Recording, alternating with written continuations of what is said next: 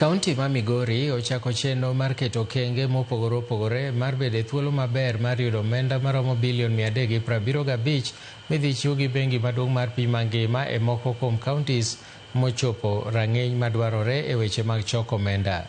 Kaka Juma leronwa, mae gitimo kokalo e bero chenro maggi mopogore opogore kaluwore kod chike mag yudo omenda ni. E bwo chenro ni ma isiro kod bengi no mar piny mangima, motis kaka Kenya Devolution Support Program, kaontis ma oting'o Migori idwaro mondo koro chopi rang'iny mopogore opogore e ndiko jotich mantie kod lony makare, tiyo kod omenda jopiny e yo mowinjore kaachiel kod mamoko eka giyudi omenda maromo milion 375 kawuok kuom bengi ni mar piny mangima. Do not automatically access the resources, but they're expected to undertake the reforms to be able to access institutional level grants and also the service delivery, which is supposed to support in undertaking selected projects that the counties are going to prioritize. This program is having two phases or level. The first level is strengthening the system of government management and more so on the revenue collection. Margaret Gidhiny Meterogno mar Kenya Devolution Support Program wach ni chenro ni geto jiwo yore ma itayogo counties mondo dongruok koro chop ne japiny e yo mowinjore. This program is supposed to incentivize counties to undertake reforms in finance and expenditure management, in human resource and performance, and also ensuring prudent use of resources. Bengi mar piny mangima miyo counties moting'o mano ma Migori omenda maromo milion 37.5 mar tiego jotich, loso chik madwarore mondo dongruok odhi makare counties, neno ni oketi okenge mabeyo maneno ni chenrogo mag dongruok otim kaluwore kod dwaro mag jopiny kod mamoko. Grant mar World Bank no obiro e phases ariyo.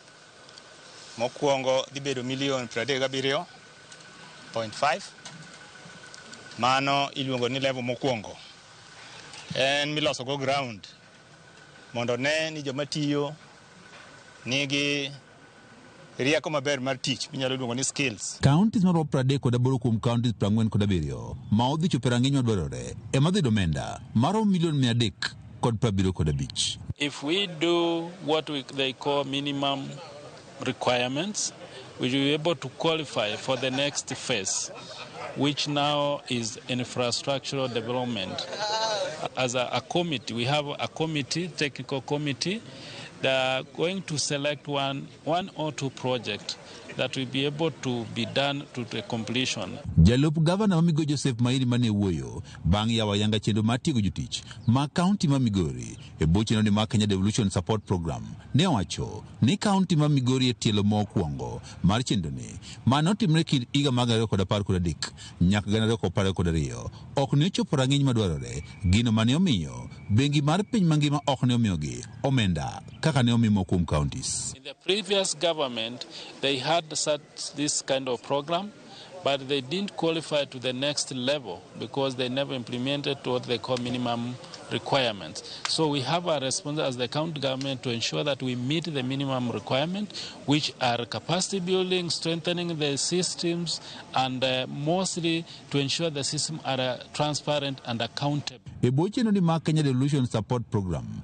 bengi mar piny mangima geto tego counties e yore mag tiyo kod omenda makare, nywando pach jopiny e chenrogo mag dongruok kod mamoko. Juma, Ramogi TV, Migori.